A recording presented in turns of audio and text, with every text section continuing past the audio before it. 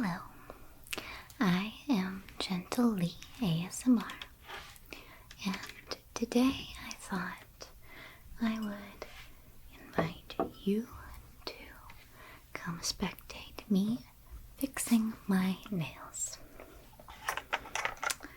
So, lately I've been using dip powder, which is an interesting acrylic hybrid method, and it needs to be soaked off like most acrylics and gels, but as you can see, it's starting to kind of break a little bit, so it's time to replace. I'm gonna immediately get right to soaking my hand in this bowl of 100% acetone nail polish remover, and this stuff is going to soften and kind of denature the dip powder applied to my nails.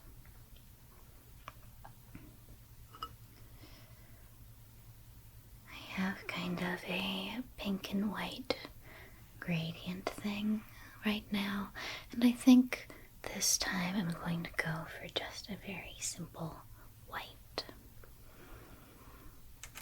The white that is currently being used as the tip. I just want plain white this time around.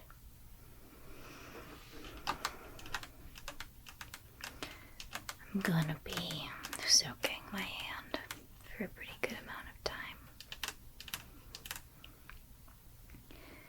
So I guess I might as well just ramble a bit about some things that I've been into lately.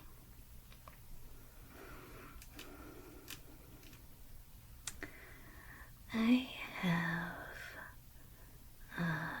played some really good video games in the last month or so, and actually the reason that I was able to was because of a very kind gift of a Switch Shop card by my cherished fan, Daryl Short. So thank you, Daryl, for allowing me to slack off and play some video games. But I got a few things. The first that I was playing was Hades. It's not exactly a new release.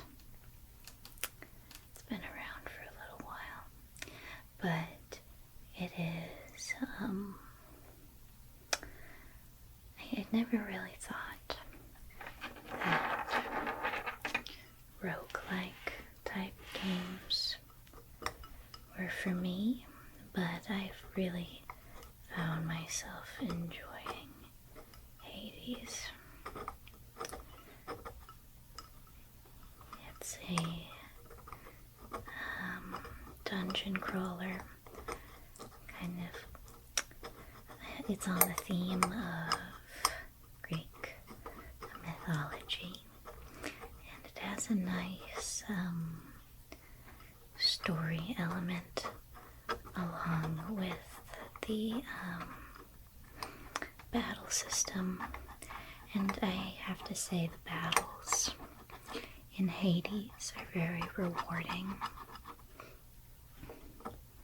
because you really feel yourself progress in ability as you start figuring things out.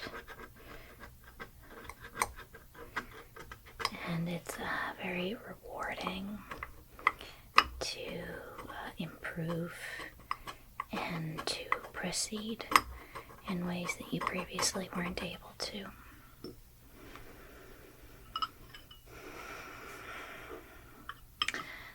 what I'm doing here is I'm using this tool to scrape off the topmost layer of the dipping powder, which has dissolved.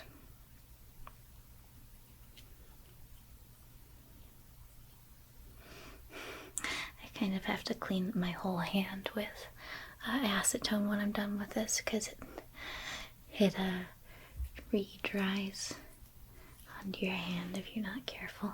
You should probably wear gloves on the hand that's not being taken off, but I don't have any of those on hand right now.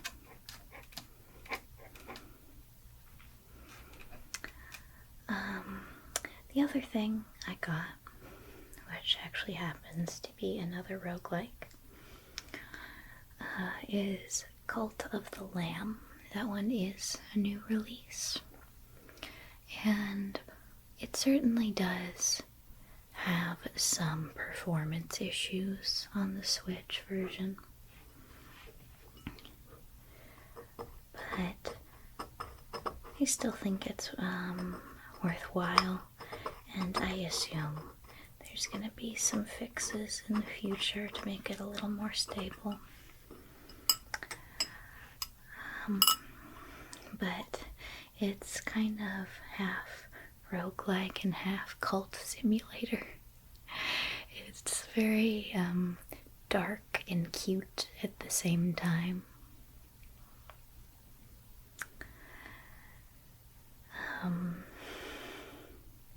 I don't recommend it if you're disturbed by occult imagery, and some may find it offensive, maybe, but I think it's a pretty fun game, and I enjoy the kind of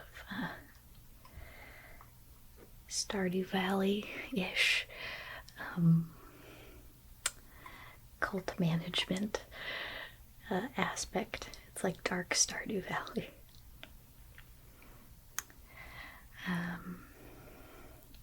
admittedly play the game on easy mode because the combat portion is not my favorite. I feel like it's more like something that I have to get through rather than something I look forward to playing. See how it kind of just peels off.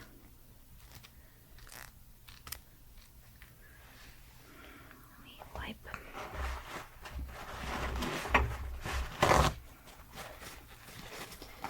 I kind of alternate between peeling it off with this metal tool and wiping it with paper towels until I am left with a bare nail after a little while.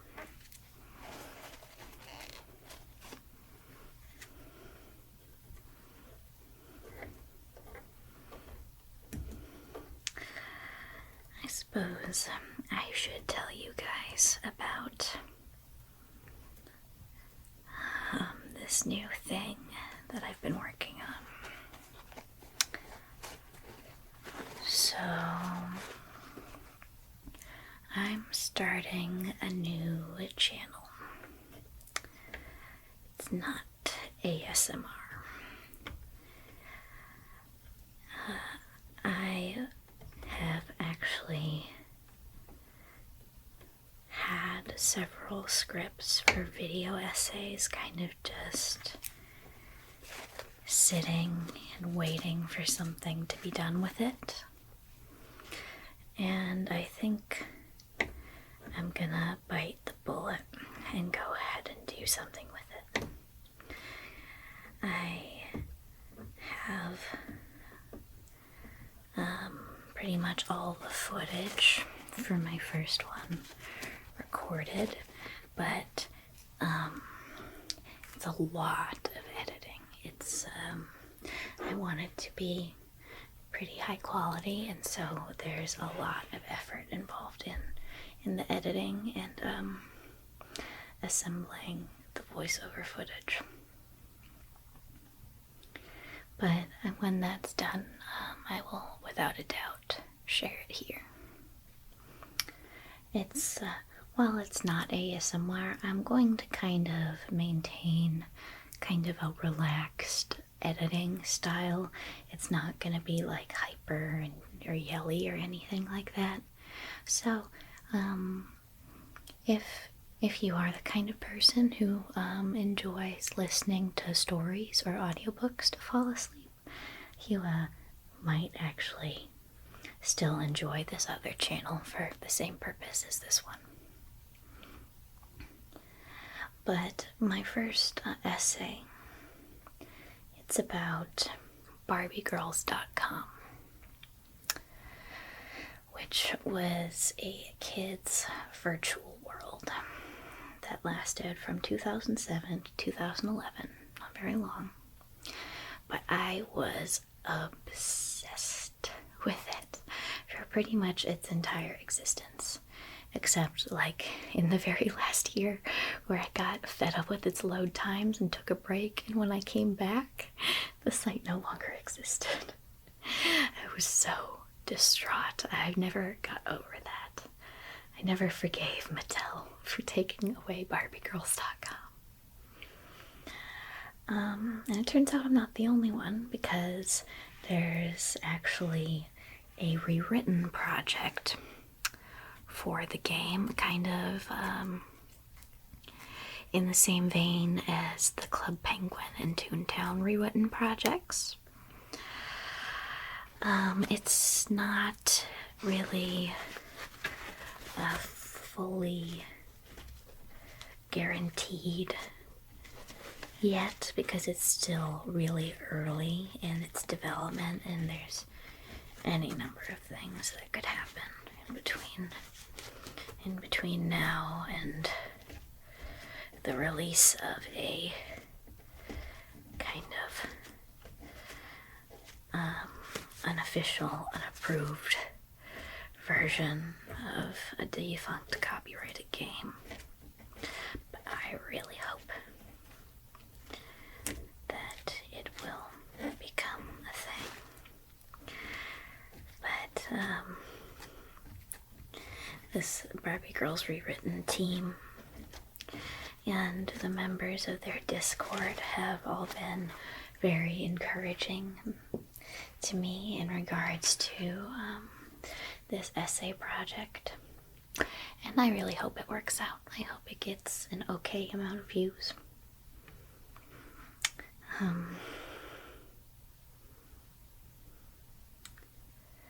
I'm not sure it's something that I'm gonna do repeatedly. If pretty much, like, if there's no interest in it, I'm sure I won't have the motivation to put that amount of effort into something like that again.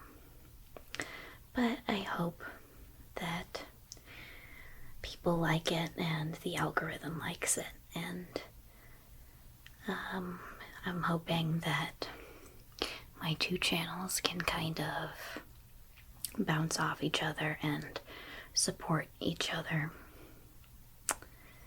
And yeah, I'm not planning to choose one over the other for sure. I'm gonna continue producing ASMR, although if the other channel does work out, I'll probably switch to a once a week format, just due to the really intense level of editing required by these essays. Again, when that's up and ready, I will definitely post it, because hopefully some of you will be interested in watching it. Maybe even some of you are familiar with the game Barbie Girls, or some of you may be just interested in hearing video essays about things that you've never heard of before, which I honestly am quite partial to. I think I'm more likely to watch a video essay about something that I've never heard of than something that I really like. And the reason for that is I'm less likely to get annoyed if I disagree with the person's opinions about the thing that already feel strongly about.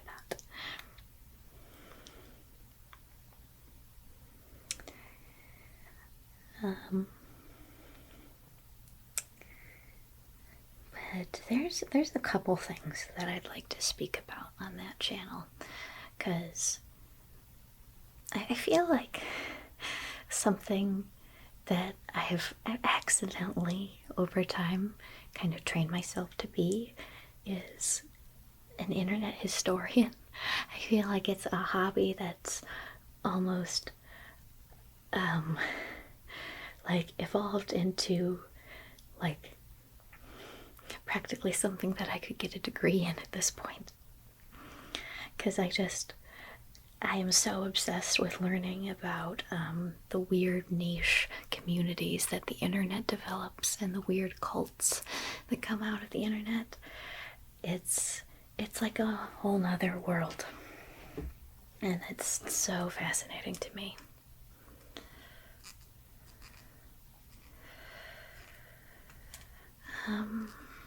But not only because there's like very, very little new content about BarbieGirls.com.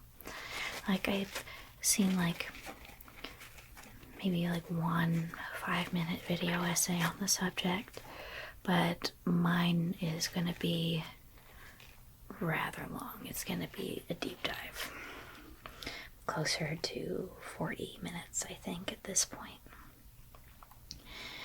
And at this point, I keep having to go back and add things that I forgot. Like, for example, there's one section that I'm trying to accurately recount the history of the website and just basically go over every portion of the game that existed at the time. And I completely forgot to talk about the areas available at the beginning of the site's release. I just named them and I forgot to talk about them. So actually right before recording this, I went and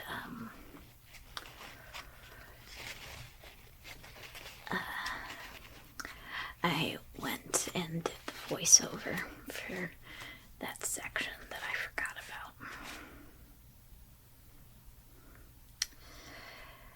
I'm nearly finished with this hand. It's just a little more gooiness. This is probably going to be a pretty long video. Hopefully I can keep rambling through this removal process, which takes a long time. I would say that the taking it off probably takes twice as long as the application.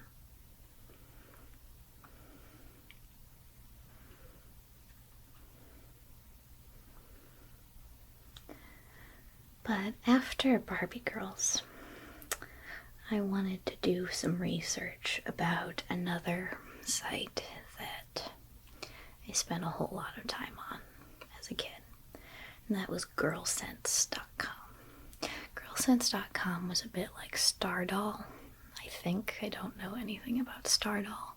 The reason I don't know anything about Stardoll is because I tried to play it a couple times as a kid, and I hated it every time. I hated Stardoll. Probably the reason I hated it so much. Wait, no, I know exactly the reason I hated it so much, and there's two reasons, and it's girlsense.com and barbiegirls.com. Those were the reasons I hated Stardoll, because after barbiegirls.com closed, they were like, oh, you can wear barbiegirls.com dress up at Stardoll. No, you can't. Are you kidding me? Stardoll looks nothing like Barbie Girls. It's not a comparable platform. It was not anything like it. I was so offended. and then there was people people, after girlsense.com closed, they were like, oh, well, I guess we can play Stardoll instead. And then I tried to play Stardoll, and it wasn't anything like Girlsense, and I hated it. And that is why I hate Stardoll.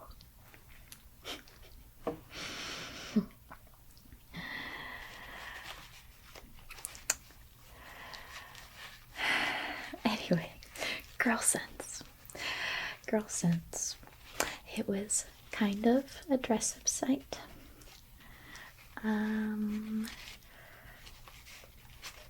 But it was focused around the conceit of running a boutique. So each user had their own little store that they would manage and populate with clothes designed by this little design client that they had in browser, and it was very fun because you could get very creative with the designs if you knew what you were doing with the dress or the creation system, which unfortunately, while the site still existed, I was too young to grasp that. It's so unfortunate. I really wish Girlsense lived a little longer than it did, because I would have rocked that as a teenager when I actually knew a thing or two about digital graphic design.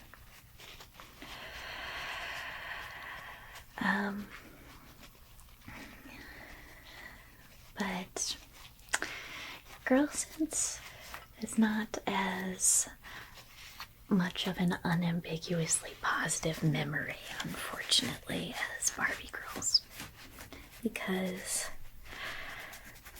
it had a bit of a dark underbelly, which was the auction chat room.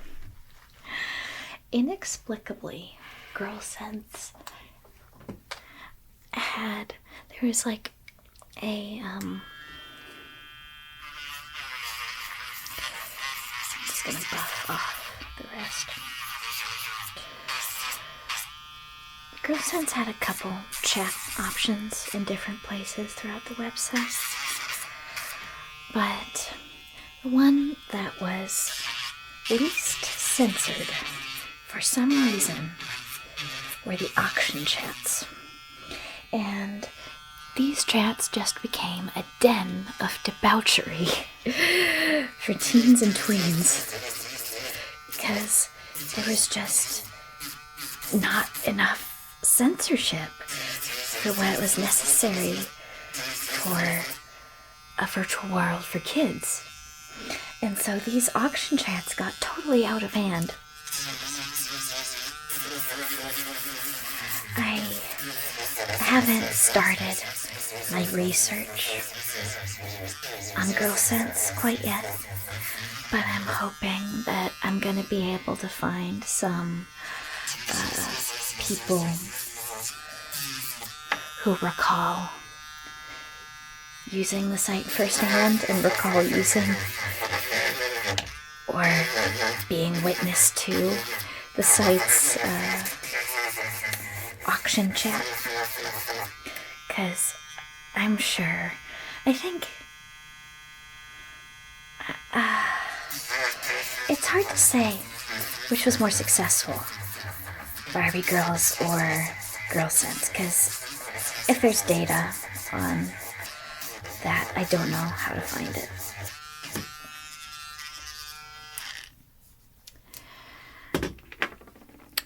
My nails are cleaned off. Okay. Now back into the fray. 25 minutes have passed. One nail has its nail polish off. Whew, this is gonna be a long one. Anyway. I'm just gonna keep rambling. I'm gonna keep rambling about any old topic that comes to mind, and you're just gonna have to accept that.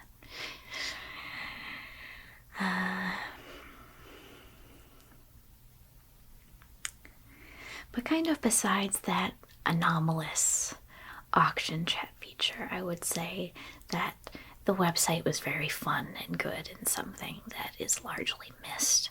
And I'm hoping that there's some decent documentation of that site that remains available, but I'm a little worried because there can be some major gaps in coverage of these old flash-based properties.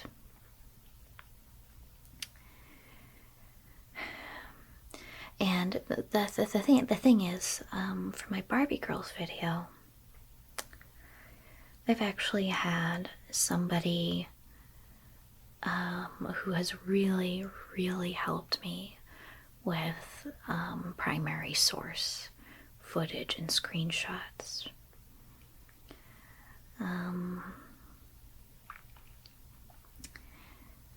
This person, I believe, is a contributor to the Barbie Girls Rewritten project, and they run a blog called it's barbiegirlsblog.wixsite.com/blog. You have to put in that /blog or the URL doesn't work.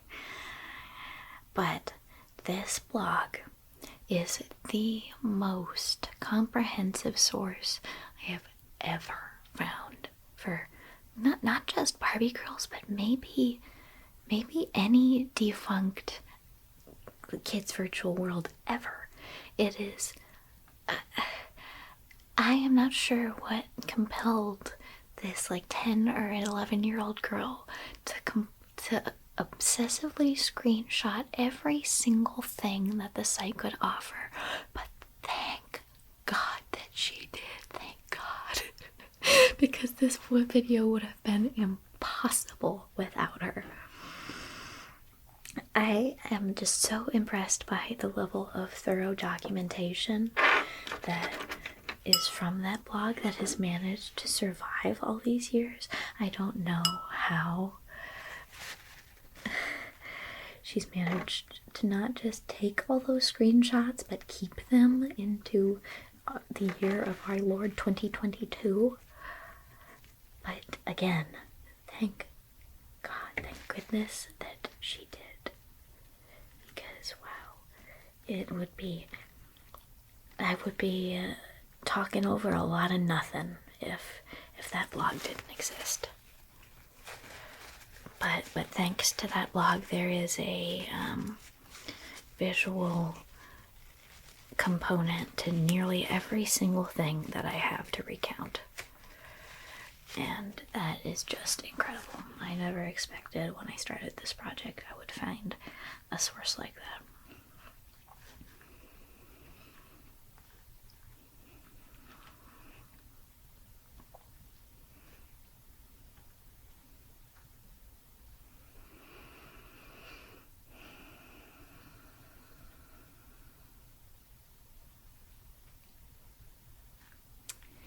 It's football season yet again. I'm not exactly into football, but due to where I live, I am subjected to it constantly because, well, my city hosts what is easily the biggest and most powerful football team in the state as far as college football. And so Saturday is always an event, especially if it's a home game. You can always tell if it's a home game because the highways are all messed up. They like put out these cones to block off lanes when there's a football game going on. And actually, I only recalled it was happening the other day because there was airborne advertisements. There was a bunch of planes carrying advertising banners flying all around, and I was like, oh, must be football. Must be a football day if all the planes are flying around advertising their strip clubs and such. It's always a strip club. Why do strip clubs love air advertisements so much?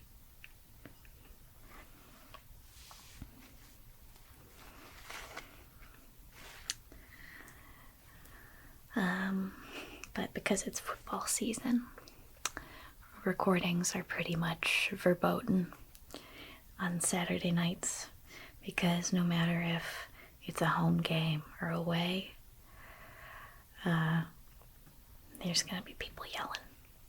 And after the people are done yelling, the people are going to be drunk and they're going to be playing loud music.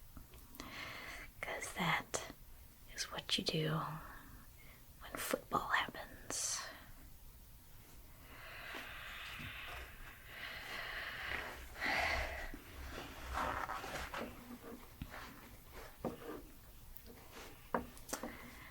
I think I went to two of those games total. I went to one not in the student section and then one in the student section. And it's just not for me. It's so much. It's so loud. It's so hard to get to the bathrooms. And there's just something about the gigantic, huge, gigantic stadium that just kind of gives me this feeling of vertigo. Especially if I try to stand in it.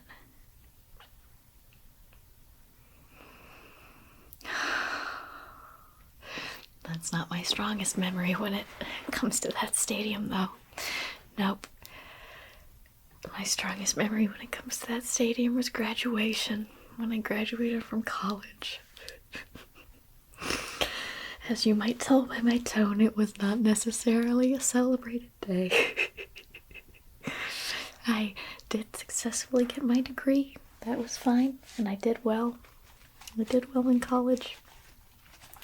But good God, that day in that stadium,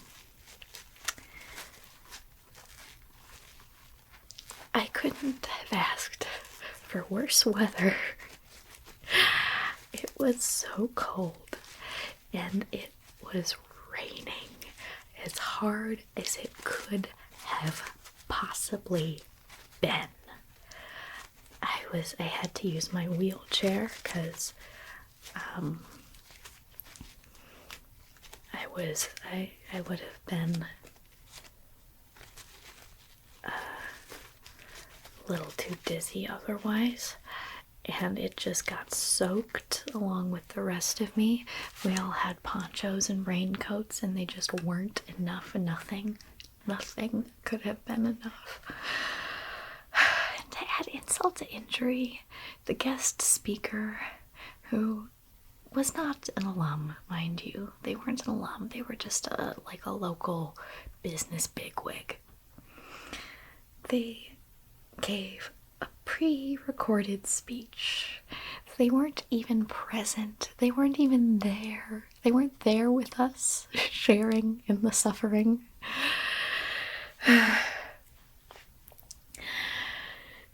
It was not a great graduation day. It was just about the worst, actually. But just the rain was unbelievable. I could not feel my feet when it was done because it was so wet and so cold. And it was windy too. I don't understand why they didn't choose to hold that event in the indoor arena, which the school definitely does have a nice, sizable indoor stadium. But no, have to do it outside in the big football stadium where, it was such an impersonal event too. And I mean, of course, it's not only is it a gigantic, huge school, but it was right in the beginning of the pandemic. Or I guess 1 year into the pandemic. That's when I graduated, 21. But it was still deep in the swing of things. And so I don't know if they operated differently. I don't know if like your name is called and you go down normally, but there definitely wasn't any of that in my particular ceremony. It was just, I think they just said your college. I think they just called College of Arts and Sciences, and every single person in College of Arts and Sciences, which is a gigantic, like majorly encompassing major. Or maybe they call out fine arts, I don't know. I don't recall much besides the torrential downpour.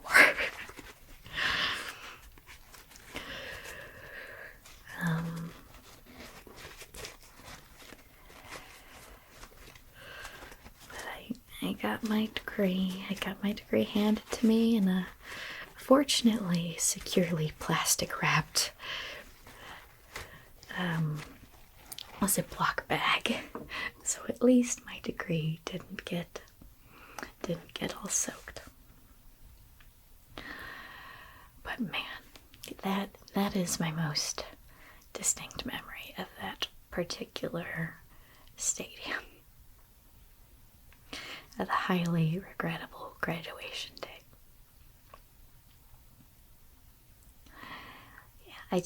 Me and my family did not stay for that entire event. I think we chickened out like maybe like 10 to 20 minutes before the thing wrapped up, but we just had enough at that point.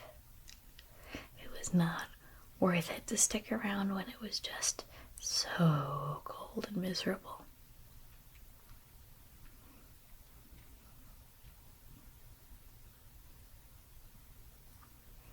Again, I guess the reason why it wasn't held inside was because of the pandemic. But no, I think they hold it at that place normally. I think they hold it at the outdoor arena normally. So I guess they just always deal with it if it starts raining, which I don't feel like it's worth it. I know that stadium is an iconic location in the school and for the city, but man, if you have to sit through the rain when the weather doesn't work out, I don't think it's worthwhile.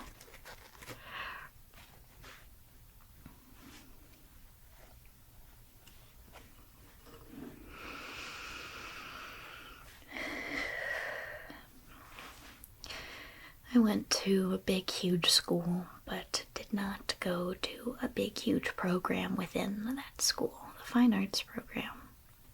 It's actually pretty small, pretty insular, which I didn't mind, and it was still very high quality. And they had, I'd say my biggest complaint is that maybe they could be a little old-fashioned. They could have their heads a little in the past at times. But the information is still fundamentally valuable, and there's still a lot of wisdom within that faculty.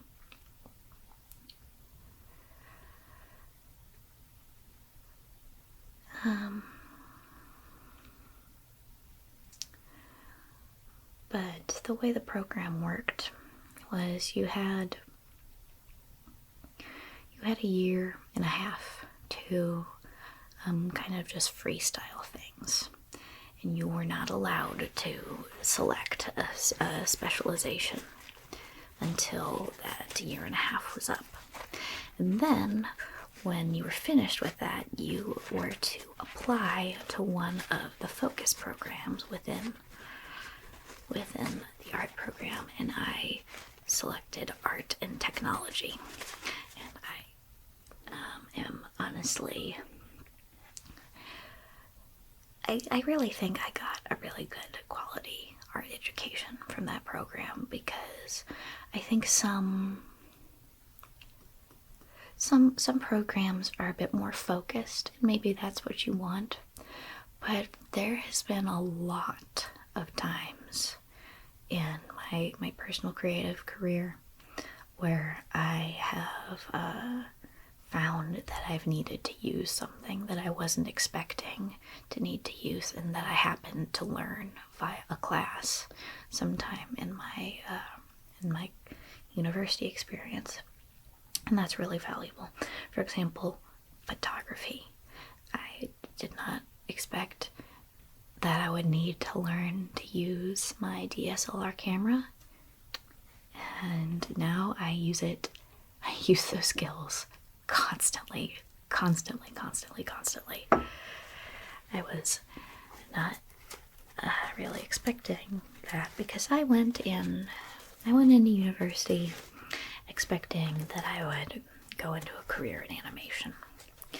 And I haven't given that up exactly. I would still like to do something involving animation, but I understand now that me in my current state, in the animation industry in its current state, I couldn't really handle a corporate career in animation.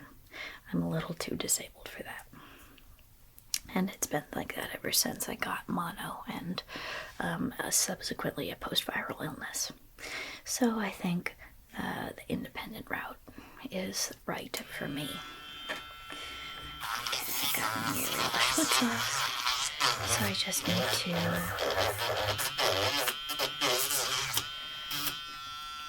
polish it down.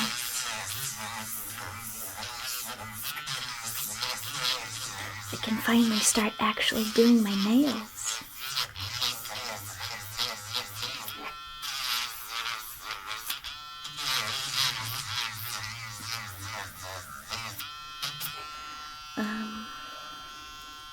So I tried dip powder at the salon that I frequent, and I was really pleased by it. And I picked up a pot of my own to see if I could handle doing it myself, because I love to go to the nail bar, and I like to support my favorite nail tech, but I can't always afford to shell out for a visit to the nail salon. And it is much more economical, especially with this dip powder, which is a little more expensive in the salon than a set of acrylics is to do it yourself, because it's like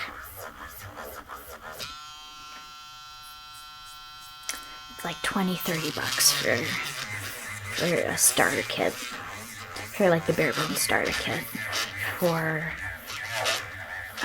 dip powder that you would be able to use several times. You'd be able to get multiple, probably at least 10 uses out of it for that $30, whereas it's like $60 in a salon. All right.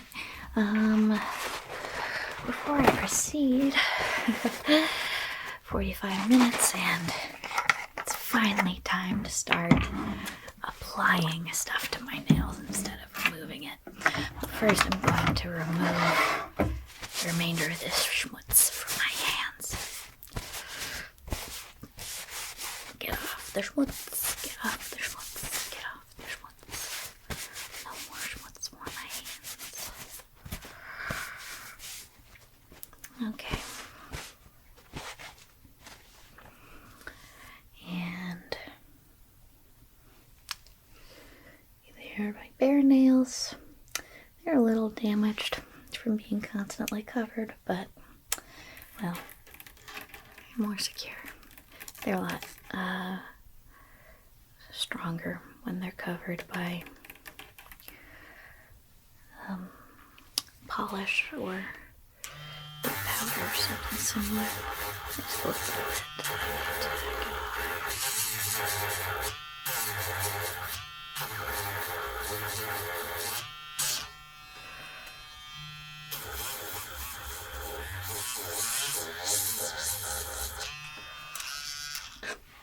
I think this thumb needs another couple seconds in the acetone. Sorry, I lied. I'm not ready yet.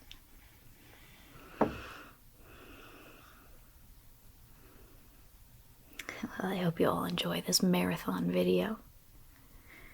And good God, if there are any data loss with these files, I'm going to be mad. I'm going to be so angry. Um,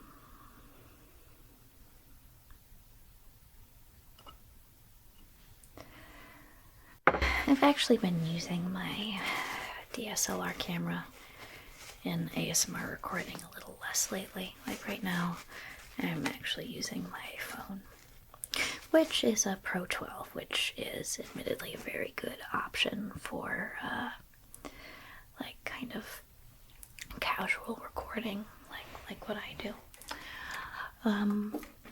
But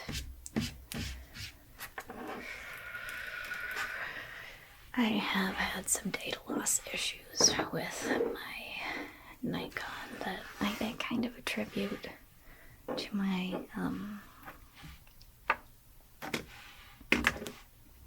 SD card, but I'm not certain. I'm not certain about that.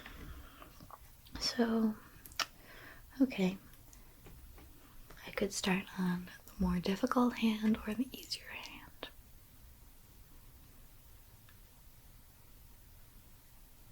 I tend to start with the left, but you know what? I'm gonna mix it up a bit. I'm gonna start with the right. So, what you need to do is to apply dip powder. You have your clean nail.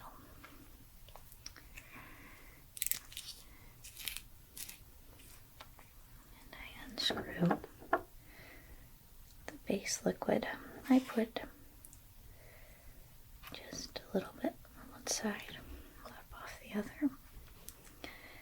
And wait.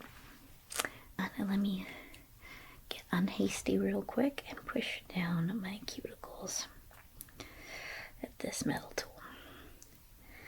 Because if you don't push down your cuticles right before you apply varnish or synthetic nail or what have you, you are wasting space. You are wasting space that will become imminently visible.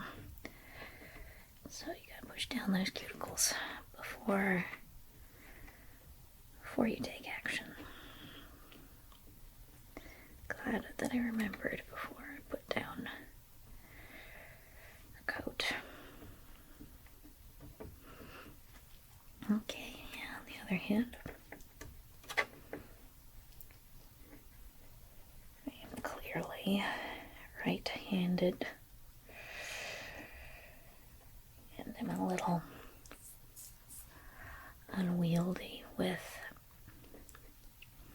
tools in my left hand. However, dip polish is pretty good for that because you, no matter what, you have to go in with a drill and shave down, or a hand file. I guess you could use a hand file, but I think that would be harder. But you have to shave down the powder, or else it has a chunky, gritty finish that doesn't look very nice.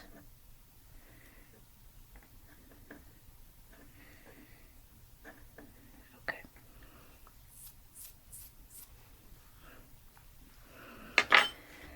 My cuticles are pushed back now, and so I'm going to resume. Wipe it off on one side and apply with the other.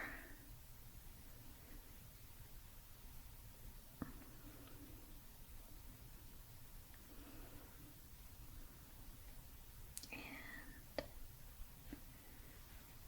now the base coat is applied. I just stick it in through the dip of the dip powder, and it dries nearly immediately to the base coat. And now I proceed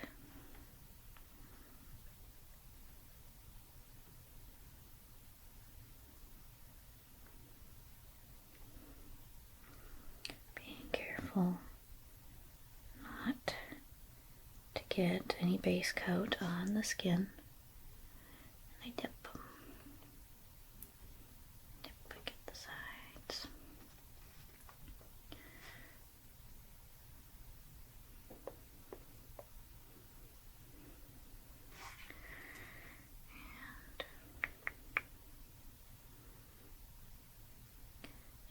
using Nail Boo Base Coat and Activator. Okay, I'm gonna have to just take my tool and swipe away the excess. Just swipe it away. Okay, and then dip.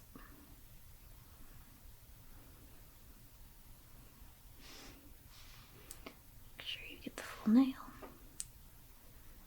I guess I just didn't get the full nail when I painted, maybe. I'll need to be more careful on the next one.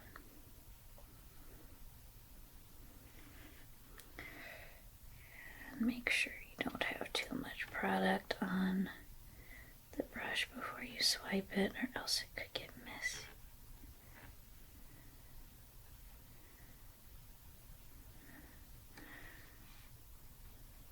Dip. And release. Now, for the thumb.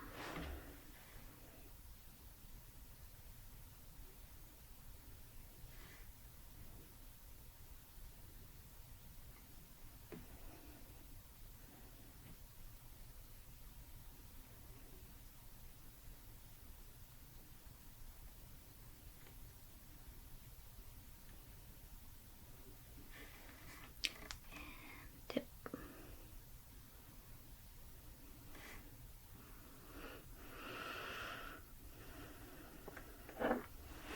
Okay, now I'm going to take my brush and swipe off the excess.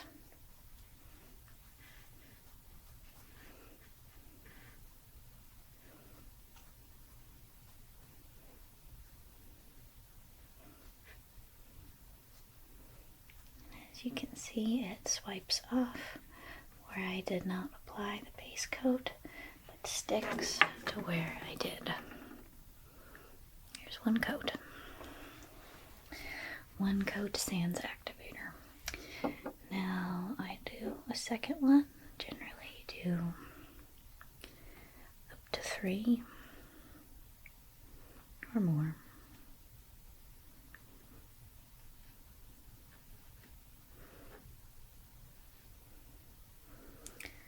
And on the subsequent coats, paying special attention to where the powder didn't necessarily fill in so well.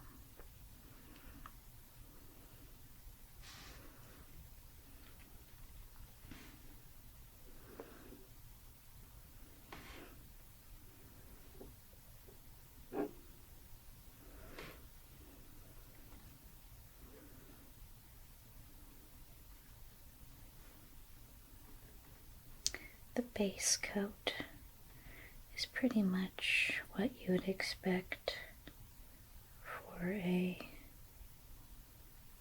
texture of a nail polish, but the activator is a bit thinner than that.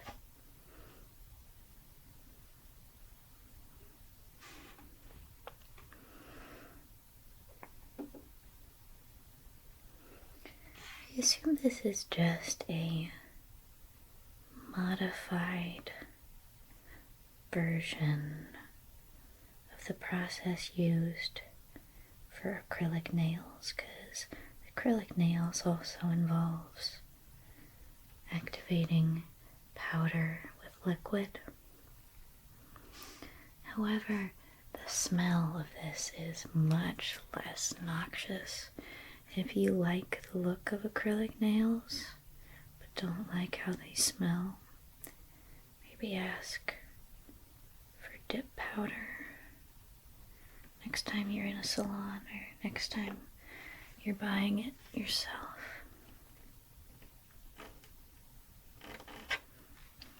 And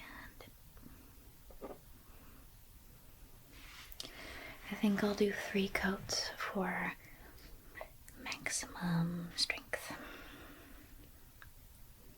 Because when you have more coats of nail polish, your nail is stronger.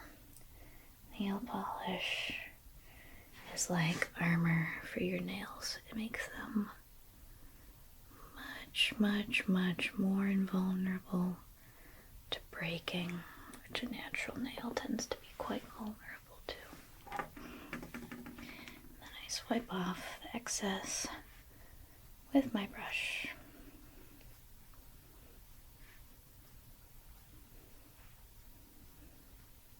I'm doing a pretty good job despite this being doing my right hand with my left hand. See, it's coming out pretty clean.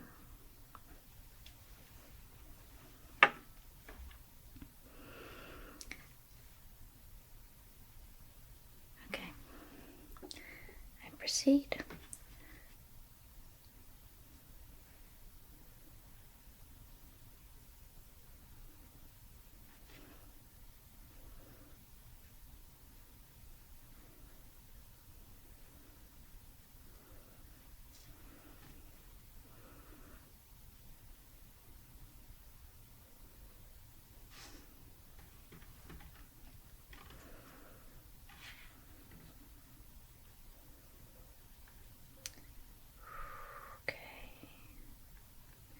Do not get cocky these last few swipes.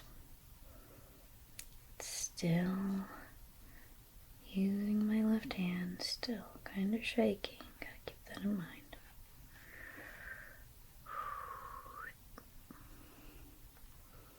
Oh my gosh. Not to do stereotypical small talk, but my god, the weather lately.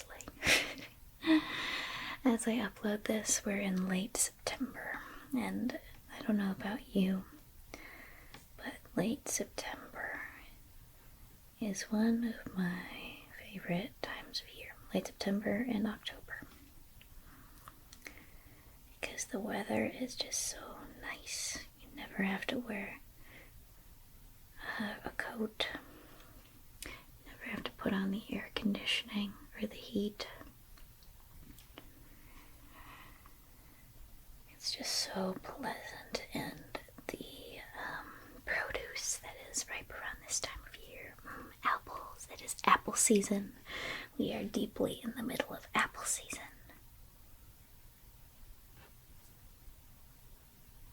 And I love some farm fresh apples. It's one of my favorite autumn things to do. Go to an orchard. Maybe nibble on some cast-offs. I know you're not supposed to, but it's fun too anyways.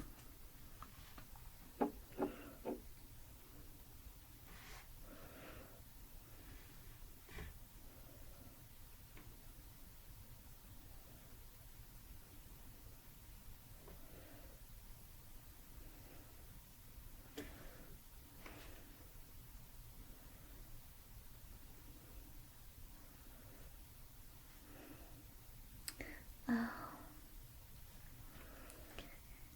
something that I've been doing lately, not just me, but me and my mom. I went and visited her recently because her and I are entering a competition together. Specifically a birdhouse competition. And what we're making is kind of a miniature birdhouse recreation of an iconic local landmark. It's a movie theater. It's like a Art Deco style movie theater. And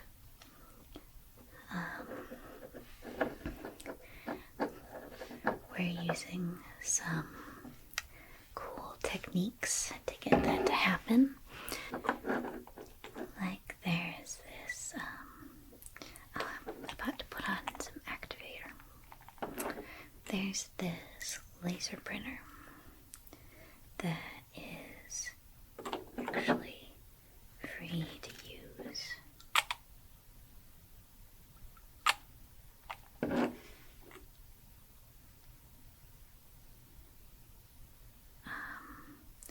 offered at a nearby library near them.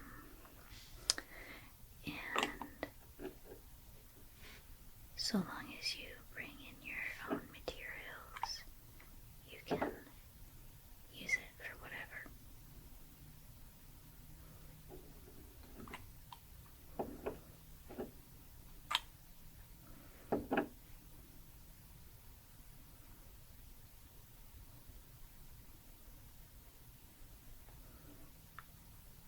I think this bottle of activator is running out, maybe. Or maybe it's just a very thin liquid. Because it is rather thin. It is much thinner than nail polish. It's almost like plain alcohol.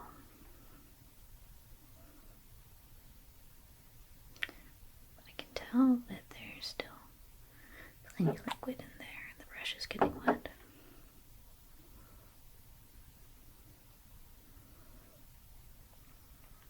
It's just not very much.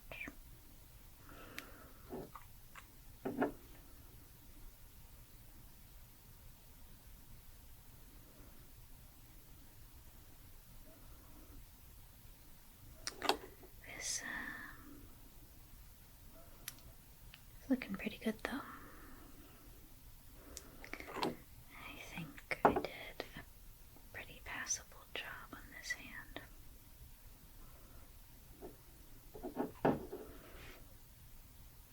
Which tends to be my weakness as far as doing my own nails. Okay. So I can either... Okay, I'm gonna actually proceed. I'm gonna proceed to do this hand and do the polishing part all at once. Okay. So this is gonna be easier because I'm now painting with my dominant hand. So I can just kind of swipe, swipey swipe.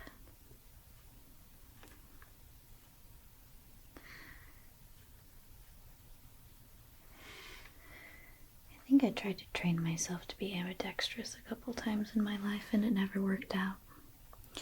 Is that really something that you can will yourself to be able to do with practice? Because I'm sure in my case I really did just give up.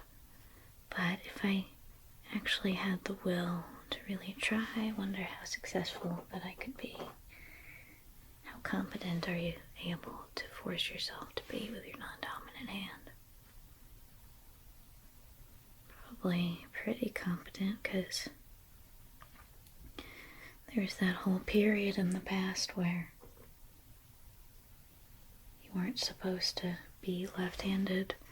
You got punished in school if you were, which is just nutty to me that ever was a thing.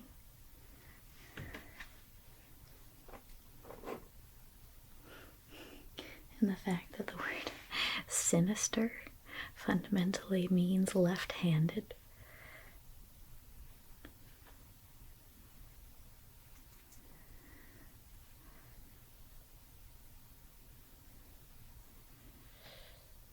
Definitely comes from an antiquated way of thinking.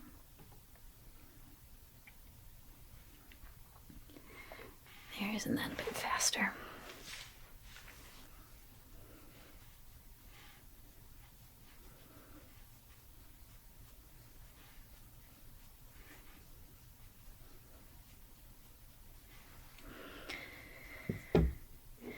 Back at it.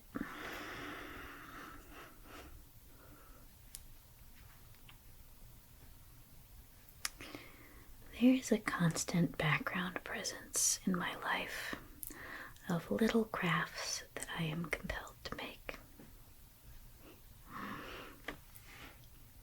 last month it was those hair moons that I already displayed in a video. And this month it is candles. For some reason, just every now and again, I wake up and it's like I'm spontaneously compelled to make a random thing. And I cannot be satisfied until I do.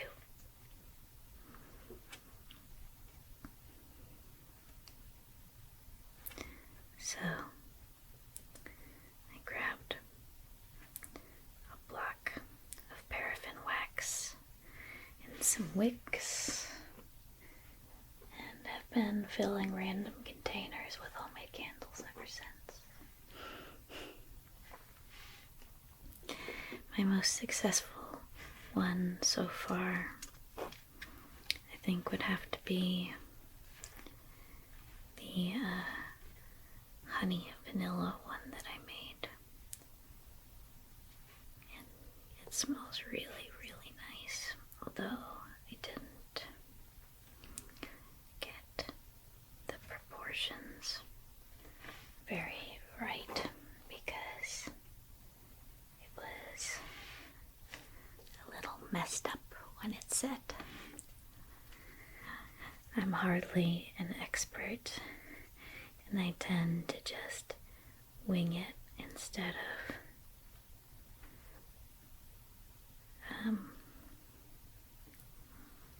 looking at more reputable sources, which can be regrettable at times.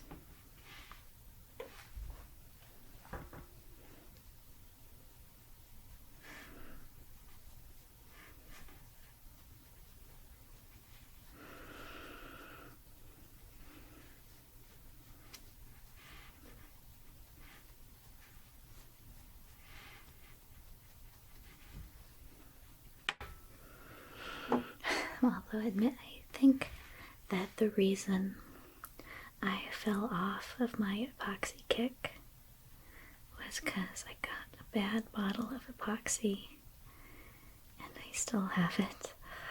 I still have to go through it. I need to use it up. But it works so poorly with the lamp that I actually have, and I don't want to buy a new lamp just to set that crappy epoxy correctly. It's not epoxy, it's UV resin.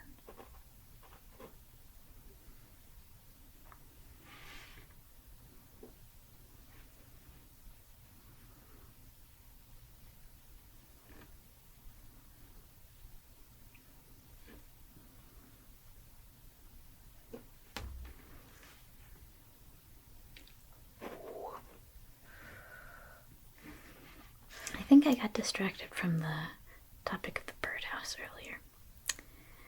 But me and my mom are collaborating to build a birdhouse for this competition.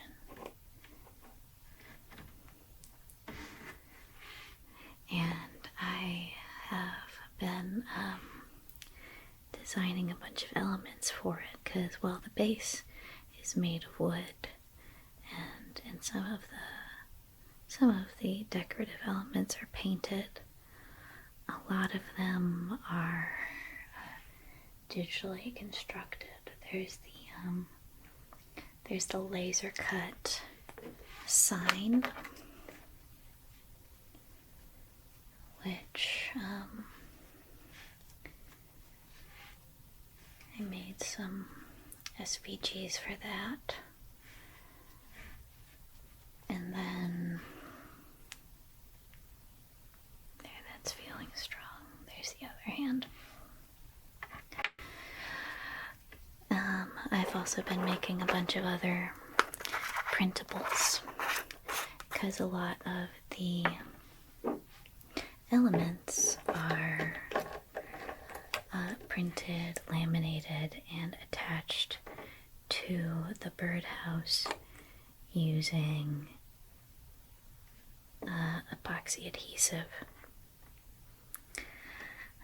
the lamination has the benefit of being shiny, and so decorative elements like windows, doors, things that are metal, things that are glass, those work really well as decorative elements because it adds a little layer of subtle realism to the material. Both me and my mom are real sticklers for detail, and so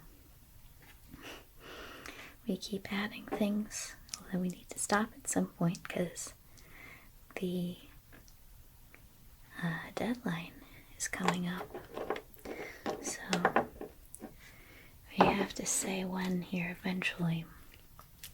But I think it'll come out really cute.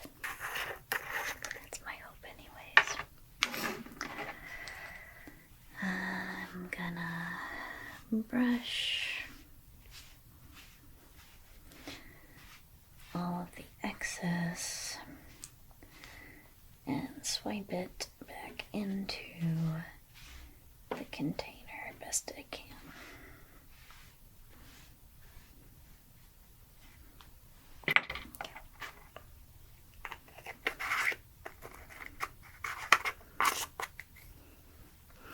Next part. No, we are not done yet, but I'm going to sand down the lumpiness a bit.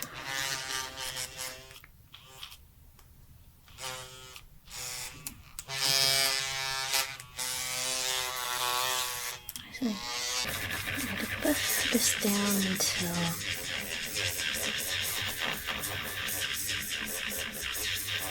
it stops being gritty.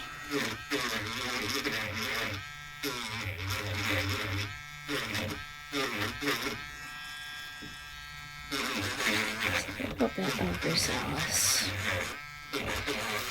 On the bottom, point your finger here, so I'm gonna need to reduce this a bit.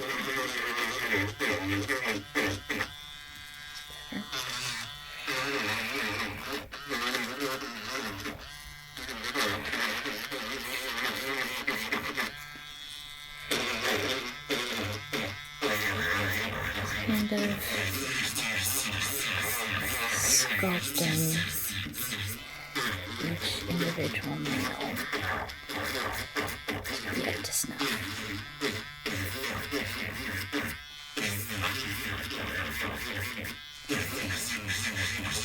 By taking off any spills or any excess. Just ending up with a nice, clean, white nail.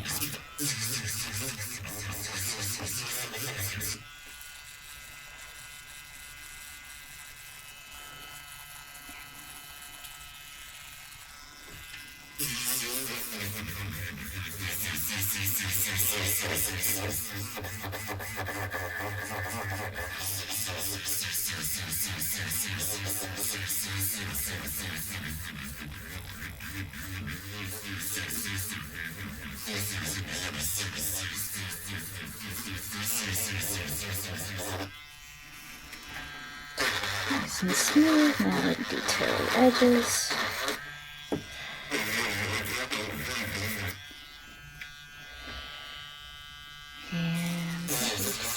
And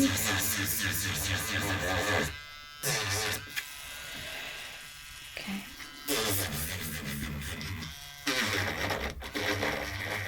Spillage here.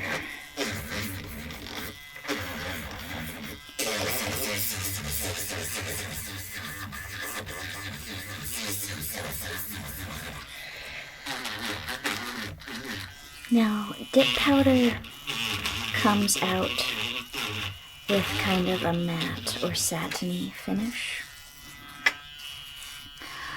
if you want it to have a high gloss finish, like most other polishes, you're gonna need to apply either some gel top coat or some standard nail polish top coat.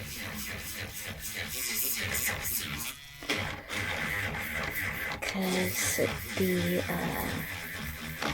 gritty nature of the powder just inherently means that it doesn't produce the high gloss effect that several other polishes do.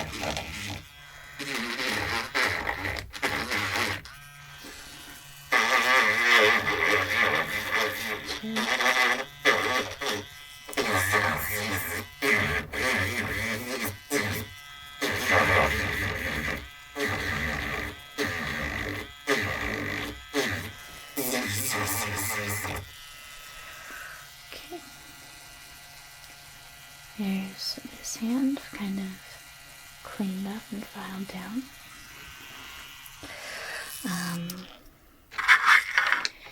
And after, oh, I forgot to do the thumb.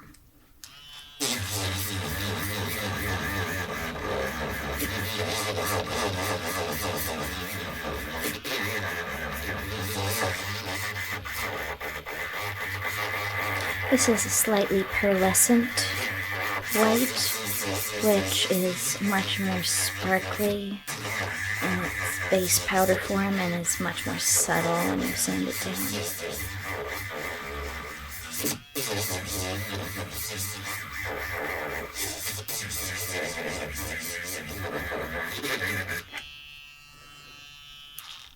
Okay, now that's looking nice.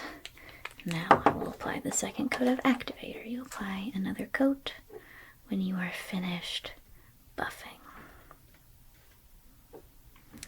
And after that, you are finished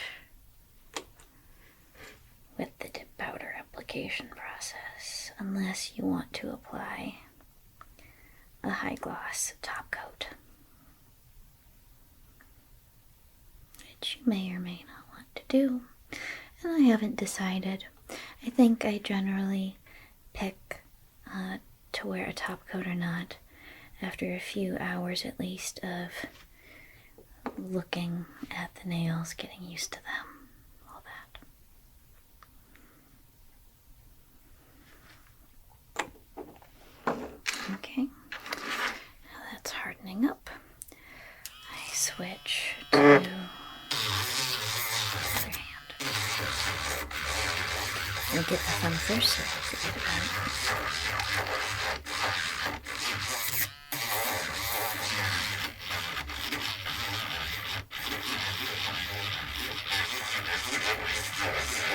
Like painting, buffing is harder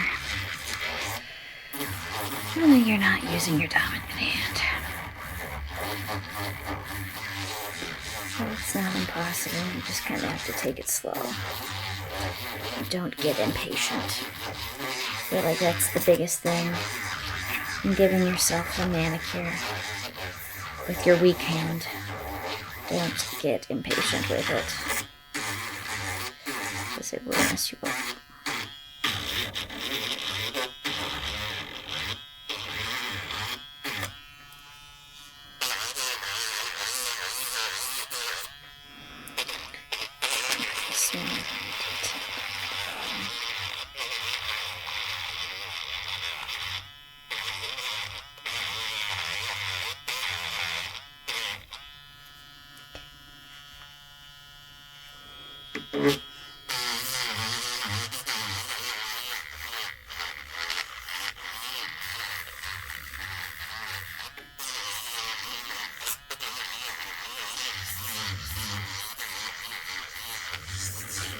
It's pretty hard to fully remove the grit texture with sanding tools alone. Maybe it's possible, but I've never seen it be done.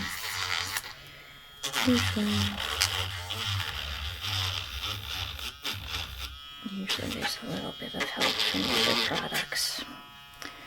when it comes to filling that in. But the matte and satiny texture that it provides is actually kind of nice.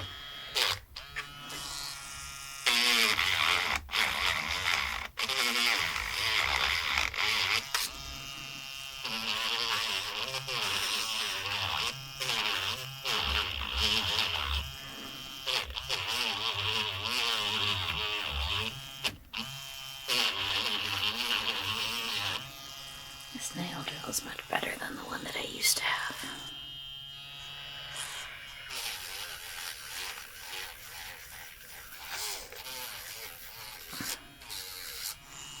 Gonna need to do a little bit of filing to make everything even at the tips.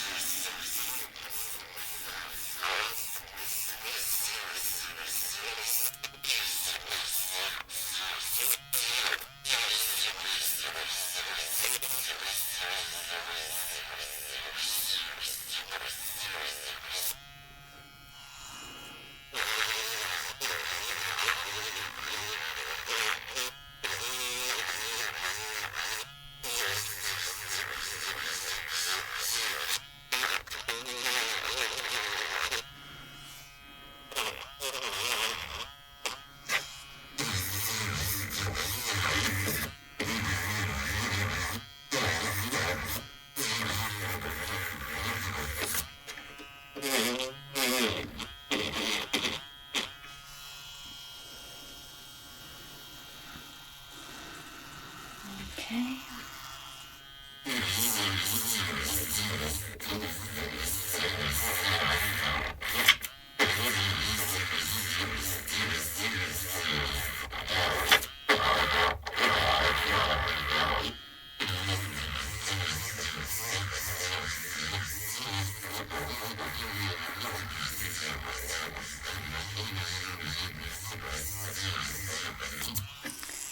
Kick up the speed a little bit.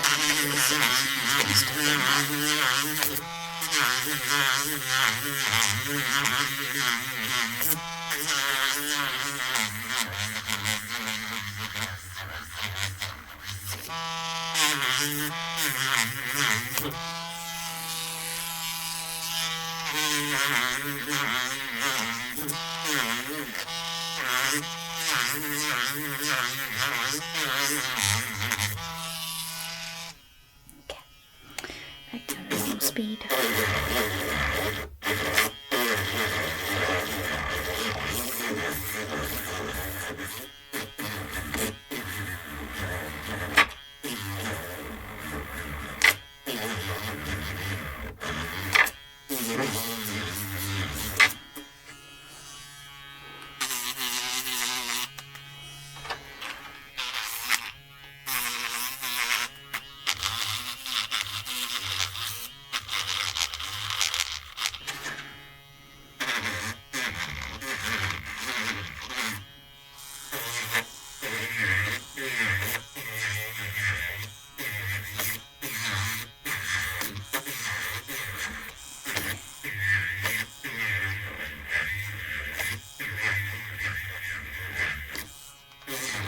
Sorry, I'm not talking so much. I have to stay focused so I don't mess up. Okay. There. I might go back and detail this side a little more later. But for now, I think it's good enough to finish up.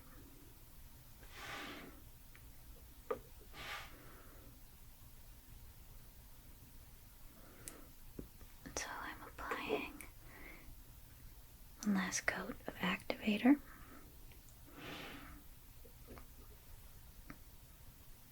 Which dries nearly right away.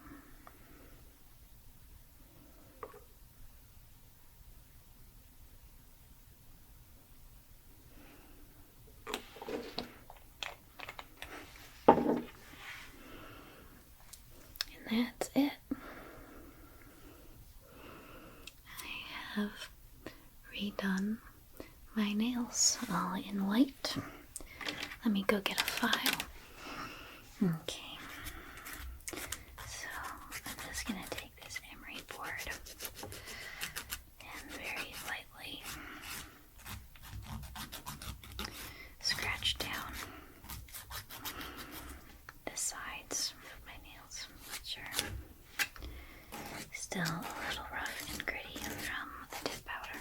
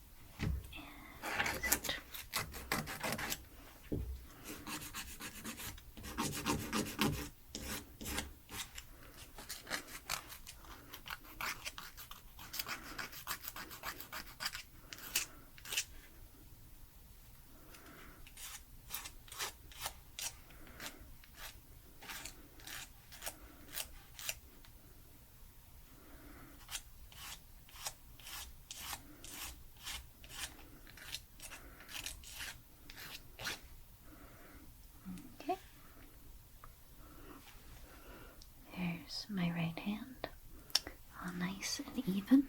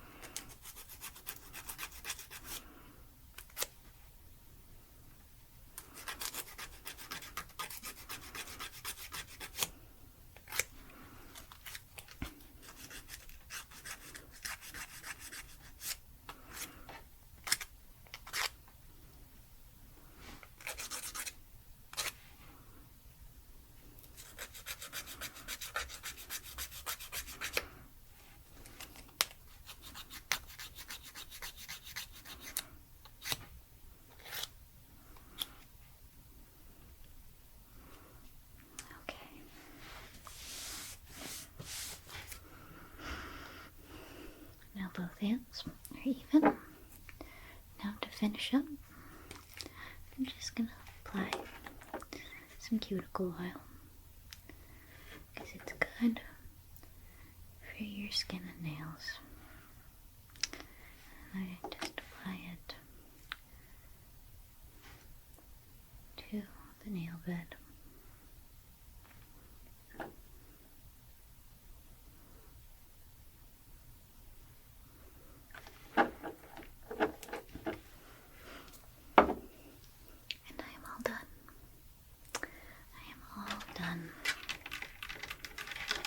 Doing my nails in a pretty pearlescent white. This has been a bit of a marathon of ASMR video, and I hope that you've enjoyed it.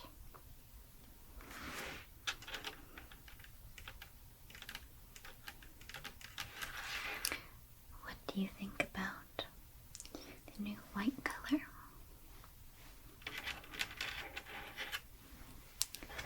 Let me know with a comment.